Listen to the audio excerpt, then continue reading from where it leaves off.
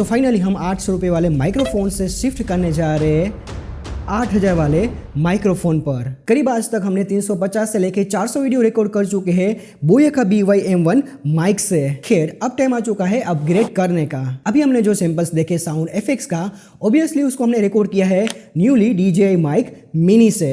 वैसे ये माइक्रोफोन हमें 2 वेरिएंट में मिलता है, जिसमें पहले नंबर पर है 2 transmitter, 1 receiver with charging case, जिसकी कीमत है करीब 16,490 रुपये। इन दूसरा वेरिएंट है जिसमें 1 ट्रांसमीटर है, 1 रिसीवर है विदाउट चार्जिंग केस, जिसकी कीमत है करीब 8,490 रुपये। अब ये टोटली आप पर डिपेंड करता है कि आप कौन से वेरिएंट की तरफ जाना चाहते हैं। तो मेरे काम के हिसाब से मैंने खरीदा है 1 ट्रांसमीटर एंड 1 रिसीवर वाला वेरिएंट, जो मुझे मिला था करीब 8,000 रुपये में क्रेडिट कार्ड के कुछ ऑफर्स लगाने के बाद। बॉक्स के कंटेंट की अगर हम बात करें, डब्बे में से हमें मिलता है सॉफ्ट मटेरियल में एक कैरी पाउच, जिसमें है ट्रांसमीटर, रिसीवर एंड बाकी की एसेसरीज। तो यहाँ पर हमें मिलता है 1 ट्रांसमीटर, 1 रिसीवर, 2 अलग अलग कलर में windscreens, type C adapter phone के लिए, ट्रांसमीटर के लिए charging case, charging cable and 3.5 mm का TRS केबल। वैसे इस माइक्रोफोन के भी हमें 2 कलर वेरिएंट देखने के लिए मिलते हैं, जिसमें से पहला है इन्फिनिटी ब्लैक जो हमारे पास है एंड दूसरा है आर्किटिक व्हाइट। अब इस माइक्रोफोन के अंदर हमें क्या क्या फैसिलिटी मिलती है,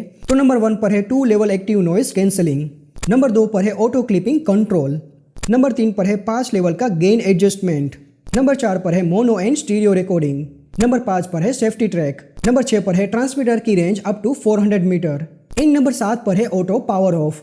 और जो फैसिलिटी हमें इसमें नहीं मिलती है वो है इसका इंटरनल रिकॉर्डिंग, जो हमें मिलता है DJI माइक 2 जैसे माइक्रोफोन में। और ये सारी फैसिलिटी को हम एक्सेस कर सकते हैं इसके DJI Mimo एप्लीकेशन के माध्यम से।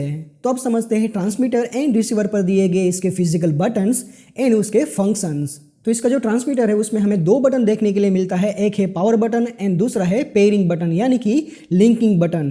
पावर बटन को 2 सेकंड होल्ड करके रखने से ट्रांसमीटर को हम ऑन या फिर ऑफ कर सकेंगे एंड इसका लिंकिंग बटन को भी 2 सेकंड तक होल्ड करके रखने से ये कनेक्ट हो जाएगा हमारे रिसीवर के साथ। इसके अलावा यहाँ पर पेयरिंग बटन के पास है इसका स्टेटस LED, जिसमें हमें तरह तरह के कलर देखने के लिए मिलने वाला है। अब कौन से कलर का क्या मतलब होता है वो सब कुछ दे रखा है इसकी मैनुअल में, तो इसका मैनुअल का लिंक मैंने प्रोवाइड कर दिया है नीचे डिस्क्रिप्शन में। दूसरी तरफ हमें एक और LED देखने के लिए मिलता है और ये तभी ऑन होती है जब हम इसका एक्टिव नॉइस कैंसलिंग को ऑन करते हैं। तो माइक्रोफोन का एक्टिव नॉइस कैंसलेशन को ऑन करने के लिए हमें इस पावर बटन को जो है एक बार दबाना है। जैसे ही नॉइस कैंसलेशन ऑन होता है हमें transmitter and as well as receiver पर हमें येलो कलर की लाइट देखने के लिए मिल जाएगी। इस तरफ है ट्रांसमीटर का माइक और इस तरफ है चार्जिंग कनेक्टर। पीछे की तरफ क्लिप के साथ दे रखा है हमें एक मैग्नेट, और ये मैग्नेट काफ़ी स्ट्रॉन्ग भी है, डेफिनेटली आपके माइक को नीचे नहीं गिराएगा। तो कुछ इस तरीके से ट्रांसमीटर को अपने शर्ट पर क्लिप के थ्रू लगा सकेंगे, या फिर मैग्नेट की मदद से ट्रांसमीटर को कुछ इस तरीके से हम लगा सकेंगे। अगर ट्रांसमीटर पर हमें इसका ये जो विंड स्क्रीन लगा लेते हैं तो विंड स्क्रीन के साथ हमारा माइक्रोफोन कुछ इस तरीके से लगता है। बेसिकली इसके विंड स्क्रीन का काम होता है हमारे आसपास में चलने वाली तेज हवा को फिल्टर करना। विंड स्क्रीन भी हमारे पास 2 कलर में है, एक है ब्लैक कलर में एंड दूसरा है ग्रे कलर में। अब हम समझते हैं रिसीवर पर दिए गए फिजिकल बटन्स एंड उसके फंक्शन। रिसीवर पर भी हमें मिलता है एक पावर बटन एंड एक लिंकिंग बटन या फिर पेयरिंग बटन। अब ये दोनों बटन सिमिलरली काम करता है जिस प्रकार से ये ट्रांसमीटर में काम करते थे। इसके अलावा एक और फिजिकल बटन है और वो है इसका ये डायल। बेसिकली ये डायल से हम जो है गेन को एडजस्ट कर सकते हैं। तो यहाँ पर हम 5 लेवल तक जो है गेन को एडजस्ट कर सकेंगे। फिलहाल हम है 0 पर, फिर है 6 dB एंड 12 dB, फिर इस तरफ है -6 dB and -12 dB। In short quickly हम जो है ऑडियो का गेन को एडजस्ट कर सकते हैं इस डायल की मदद से। इस तरफ यहाँ पर है 3.5 mm का ऑडियो जैक, जिसमें लगेगा TRS केबल कैमरे के साथ रिसीवर को कनेक्ट करने के लिए।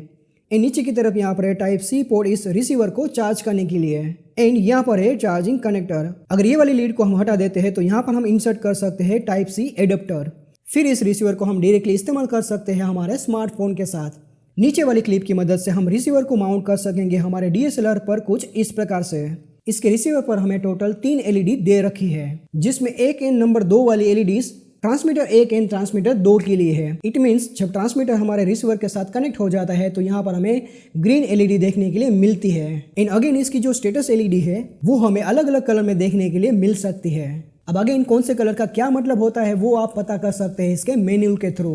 अब नेक्स्ट वीडियो में हम करने वाला है इसका indoor and outdoor audio test, क्योंकि ये वीडियो ऑलरेडी काफी लंबा हो चुका है। इन साथ में हम देखेंगे कैमरा के कुछ important settings and DJI Mimo application. फिलहाल के लिए जय हिंद, वंदे मातरम।